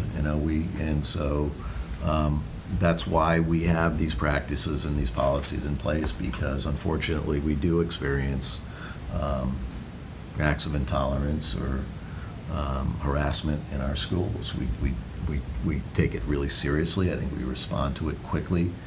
And it is important that administrators are talking and that teachers are reporting things to administrators. And I will say, I've often said this to teachers, when I look back at my experience as a teacher, there were probably things I heard in my classroom that I thought, well, I can handle that. I can manage this behavior, but not really realizing that it might be part of a wider pattern and that staff really has an obligation to report that out, and we should be sharing that information. So that's we try to create that climate and that culture here that that doors are open and that we invite the concerns and complaints.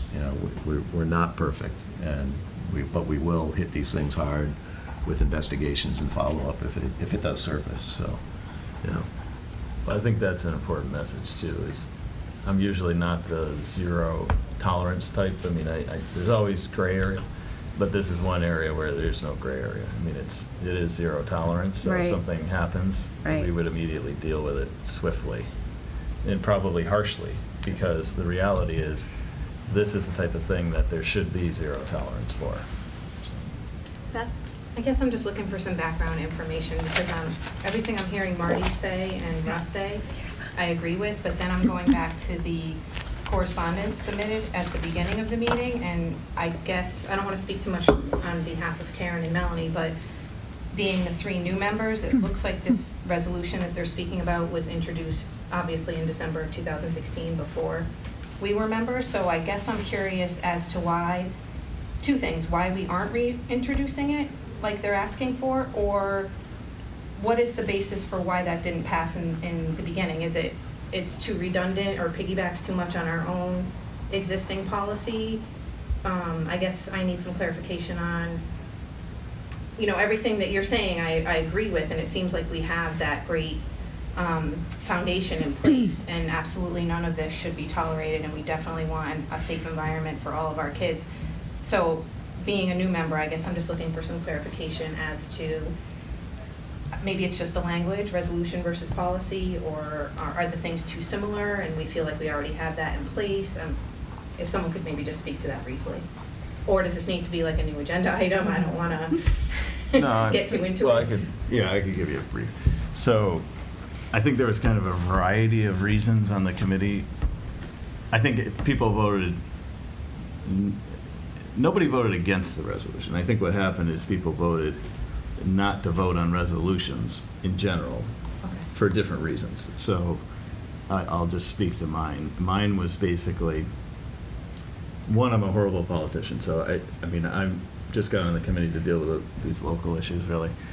But the resolutions themselves, it is good to make a statement, which I think everybody on the committee at the time did, that they were not, totally against all of the things that are listed in the resolution. But I think the idea was, let's actually do something concrete where we can actually try to address the situation.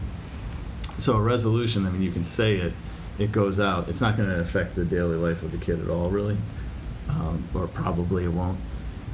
But I do think if we could send a message to the kids directly and say, this is what we stand for, and it's very similar. I'm not saying that's a useless thing to do is vote resolutions, but it's just, I think there's another way to do it to get to the same result, because I think everybody that sent that letter and everybody on the committee at the time, we all had the same mindset. It's just, I'm not, I wanted to actually do something to meet the goals in the resolution. That was really my thought process behind it. It's not that I don't believe in it, it's just, I believe in everything that's in that resolution. I think we all It's do. just I have a different way to, I just look at it from a different perspective. And it might be just because I'm an attorney and that's, I usually just look at, okay, there's a problem, figure out a solution. The political side, I have a hard time, I'm just not a good politician, so I just don't go that route usually. Stephanie? I can speak briefly about it. We had been presented with resolution after resolution, and given the political climate and everything that's going on, and the strong feelings behind it, you can understand where people are coming from and what we stand educationally. And the problem with that resolution is that it was laden with politics. And so it wasn't necessarily the message, but my belief is that when you politicize education, everybody loses. I just want to know, when we talk today about our policies and our beliefs and what do we do, and that's what I want to talk about. So we got rid of the gown colors. We looked at the ties.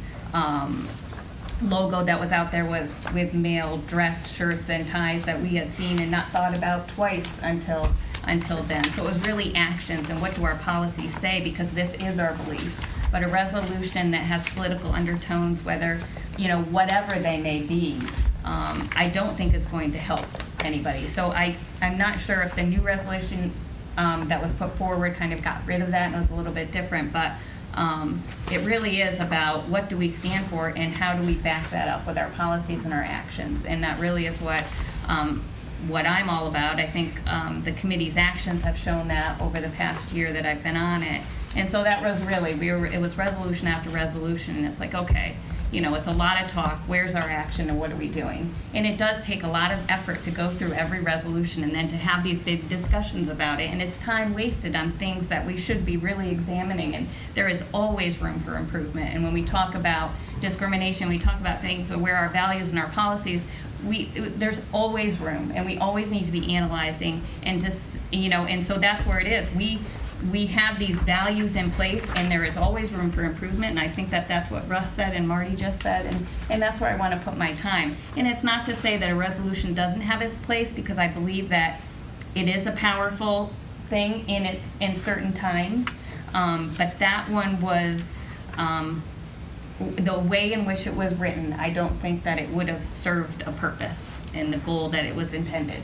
Now, it's not to say that another resolution may be the time and what it says is something that I might vote on, but obviously as a committee our actions speak to our values and our commitment on everything that was in that resolution. So that's mine.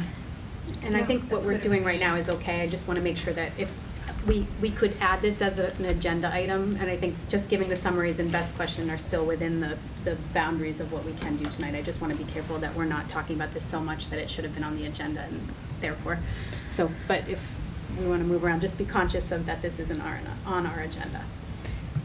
I think, at the time. yeah, I think if I can recall best what I said and what I continue to say is that as a school committee and as individual members, we all have a different comfort level with political involvement. And I think it's really personal, both to the individual members of a committee, but it's also unique to each school committee and each community in terms of how much we want to get involved in political issues. So resolutions are one way of getting involved and making a statement, a very well utilized tool, and something that's widely used, and it's certainly an option for us. Some people feel strongly that we shouldn't be involved at all in politics. I don't fall into that sort of thought. I think that it depends on the issue, and I do think that what happened recently in Charlottesville in particular really warrants some sort of statement from as many local leaders and groups as possible. I really believe that we need to be grassroots about what's going on, and everybody needs to be speaking up. So if we have a platform to speak, we need to be using it, whether it's a resolution or sort of a statement that's issued on behalf of the school committee and the Long Meadow Public Schools and the superintendent that goes on our website and that's emailed to parents. I think we need to be, as Russ said, proactive and not waiting for issues to arise. So again, in terms of how we go about it, I'm not so concerned. I'm more concerned that we do respond in a proactive way, and we speak up and we do our part in that way. So that's sort of where I fall. And like I said, everybody has their own personal feelings that I 100% respect, and we batted it around a lot last year because we all felt very differently about it. Yeah, no, it's just good to have that background. Yeah, it's helpful. information to understand, Yeah. Where we are now, and I do agree with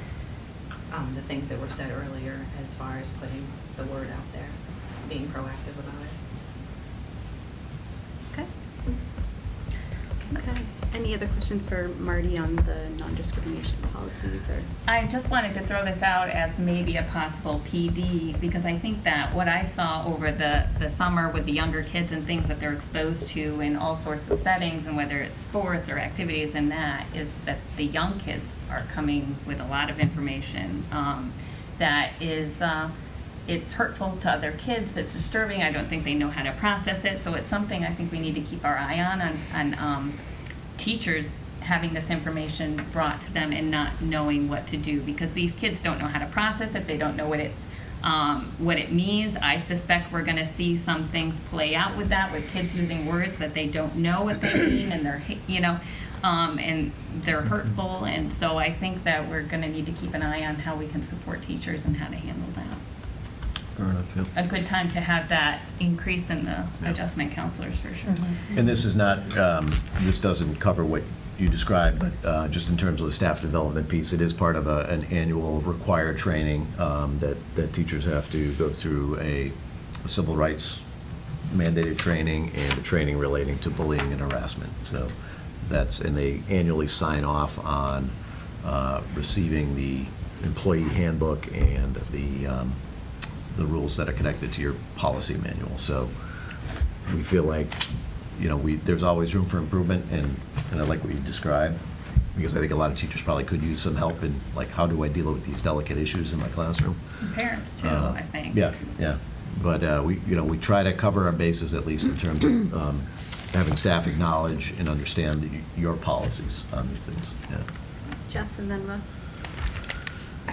I'm not sure if we want to make this an agenda item for the next meeting, but I would love it if, Marty, if you could put something together for us. I plan to. Okay, Yeah. that would be great for next meeting, and then at least then we have some language, because whatever language we use, I want it to be consistent, and I want everybody to be, putting out the same statement. So, and it would be great to collaborate with the select board on it too, if you wouldn't mind reaching out to.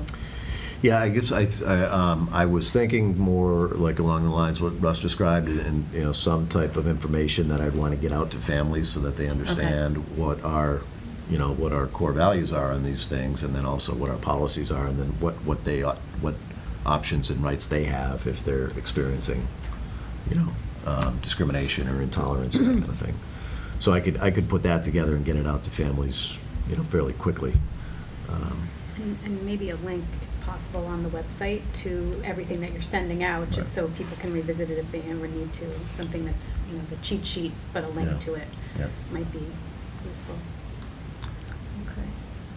Yeah, what I was wondering is, do we have a rule or a policy that if there's a bias-related issue or harassment or bullying, anything like that, that it automatically gets reported to Jean? Because that's something that... No, I thought that was building principles. Yeah, I think bullying, there's so many different nuances here. There's a bullying reporting form. Yeah. Well, anything that's covered under the civil rights umbrella, I think should go to Jean. Right. As notification. I'm not saying she deals with the issue. Yeah. But I think she needs to know how many situations we have. Like, one of the things that was mentioned in what was sent to us, I'd never heard before until we got it in that letter. So that's very important. If those things are happening, she needs to know about every single one. And we need to know. So that we know, what the deal is here. Is there a lot of things going on or not? And even one thing's too many, but she needs to know about all of them, just so we have a good idea of, what's going on, or she has a good idea. Okay. Thank you. Thank you. Moving to appoint the school nurse. School committees, according to Mass General Law, Chapter 71, Section 53, appoint school nurses. The Wolf Swamp Road School Principal has conducted a search and recommended to Superintendent Dr. O'Shea the following candidate for hire as the school nurse at Wolf Swamp Road School. So I need a motion. Someone- I move on the recommendation of the superintendent that the school committee appoint Miss Sarah Gibby as school nurse for Wolf Swamp Road School, beginning for the 2017-18 school year. Ms. Gibby will be employed under the Longmeadow Education Agreement, Unit C agreement. Second. Any discussion or questions? Seeing none, we'll call for a vote. All those in favor? All opposed? Okay. And for our school committee goals, like I said, I think we need to move on these without finding a facilitator. So what Sue went ahead and did was to put together a Google form. And I thought it would be a great way for us to start by, brainstorming some potential goals that you think we should consider as a committee, and try to, brainstorm and then narrow it down to 2 that you feel strongly about. And if you could submit those goals to Sue's Google form, they will all be done securely, so there's no open meeting law violations. And if you could do that by September 6th, then what she'll do is get them together so that we can review them and discuss our goals at our next meeting on September 13th. So we'll email you a link. Okay. And it's pretty straightforward. It's just a very simple form, and you can just write your two goals.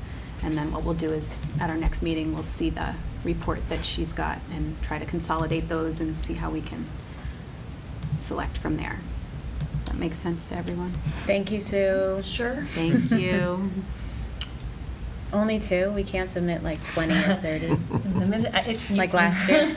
I didn't have an optional 14. third leg, to be honest. And we can't have 14 goals, so I think maybe if we, and more than likely, we're going to have common goals. Yeah. I still remember your So- face from last right. year, Sue. We're never going to get done with it. Yeah. Oh my God. I'm trying to make it easier this year.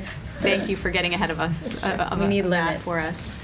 Russ? The new members, can be very global goals, or they can be pretty specific. So we could do if your goal is recess time, that we're gonna explore it, or it could be more global about, we need a curriculum K-12 or whatever. Can we? So it really is whatever you come up with. Can we get our goals from last year out to the new committee members? Somebody would, I was maybe going to say, Sue? if I could see all 14 of yours from last year. I have a very An idea long, of what- it's in my phone. You have that document, Diane, would it be? It's on the old district's website. I don't know if it got transferred to the new one, but I've got it as a document. We'll share it out. That would be great, just to give you a Just give sense them of an where we. idea. But don't be limited by, any of the way those were worded or anything either. It's just an open book from right now, and we can figure it out. They weren't great from there. goals, to be honest. Oh, come on. We're gonna improve them this year. Sue made them look pretty for us. but She We did our did. best Yes. under the circumstances, yes. We did. Okay. So now suggestions for future agenda items. And this would be if anything came up today that you would like to ask to be as an agenda item, we can talk about that now. It might not be at the very next meeting, depending on what we've already got a loaded schedule for the next one and goals, but this is a good time to, put forward something that might have come up tonight that you would like as an agenda item, or something else that you had just been thinking about that you wanted to address. So we'll go around the table. Stephanie? Based on what Kathy Rosado had said here, I'm going to be reviewing the June tape, and then maybe I'll get back to you as to whether there's something from that we should put on the agenda to discuss. Okay. I don't know if other people want to do that, but I don't know exactly what the item, but that's where. Yeah, I agree. I mean, obviously, we're putting on non-discrimination, that issue. Yep. Yep. What do we have in the hopper for the next meeting so far? Do we have a working list?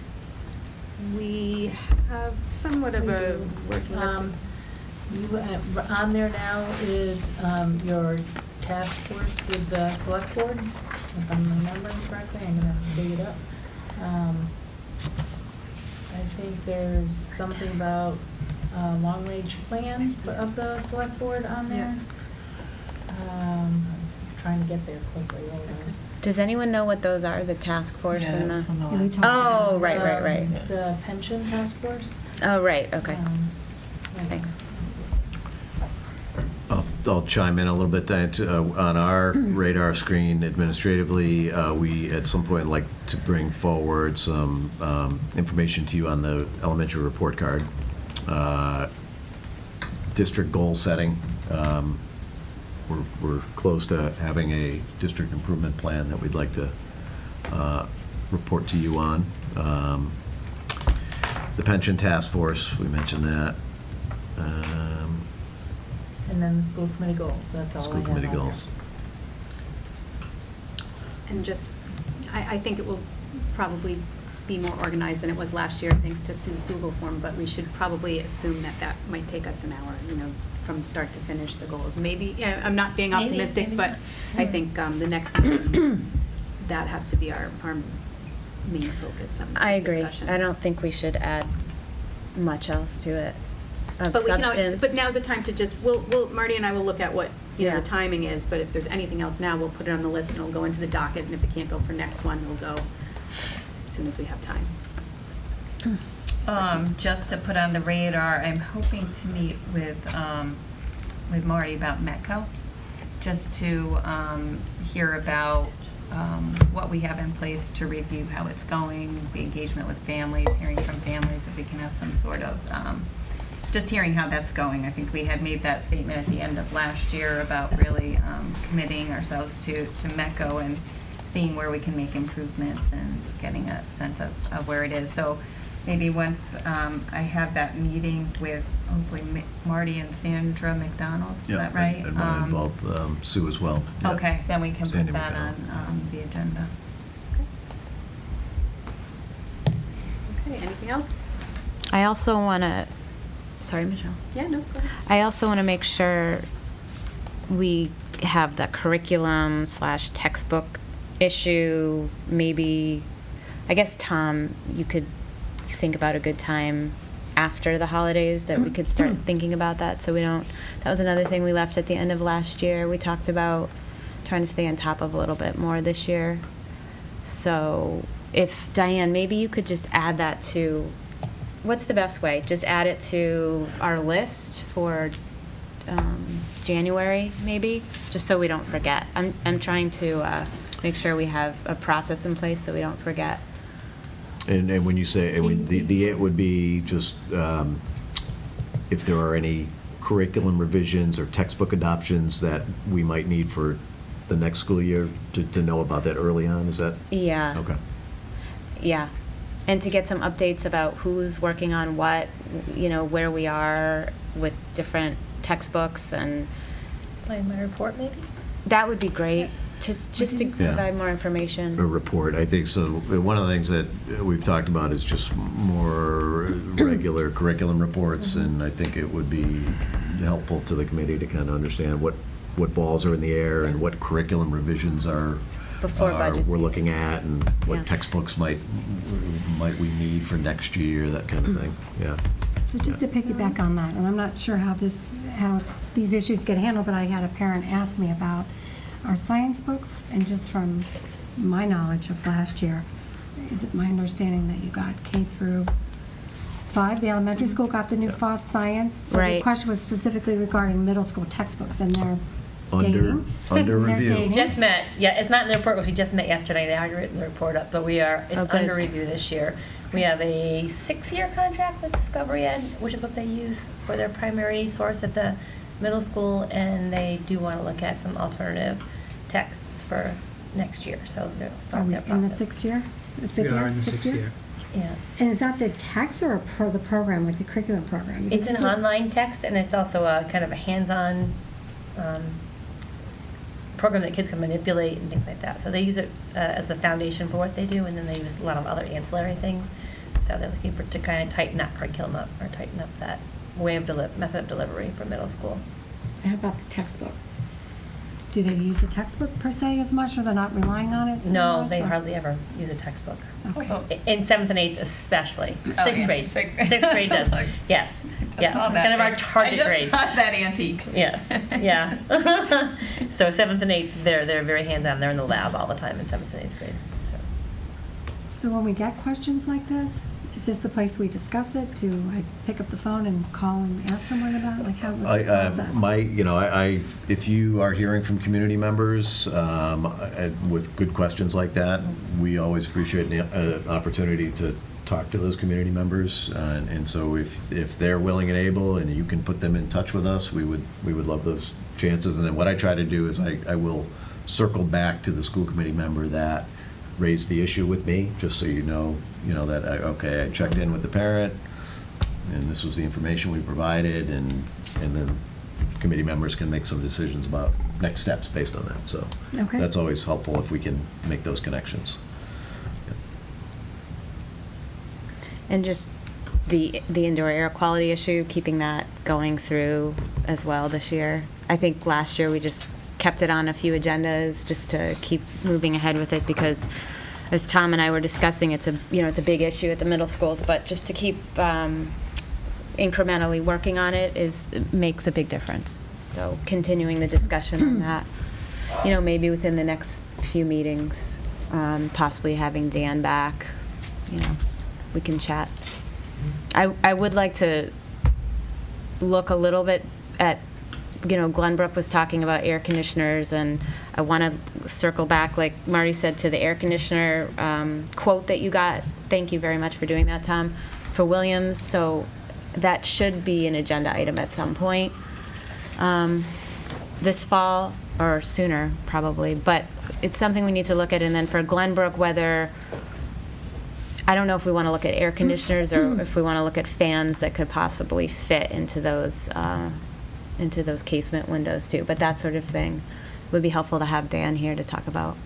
And I think we talked about when we were forming the subcommittees, maybe some of Operation Sub could start some of that work there at the subcommittee level and then report back to the school committee on. So Tom's going to be on that subcommittee. She'll be an invited guest.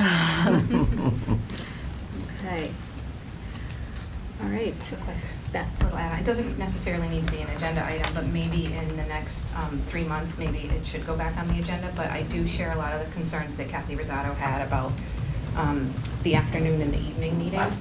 Is that something that we're looking at doing on like a trial basis and seeing how or I'm not sure if because it's already set on the district calendar, are we locked into that for a year?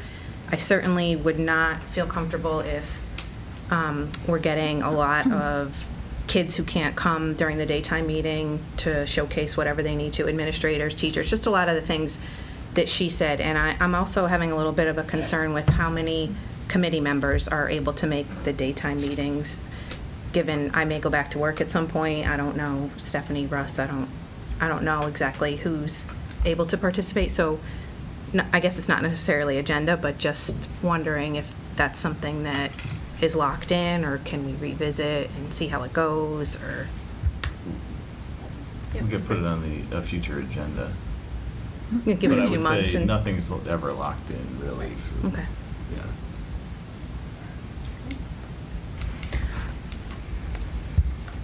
Nothing else, I'll take a motion to adjourn. I move we adjourn. Second? Second. All those in favor? Okay. Thank you, Michelle. Thank you. Thank you.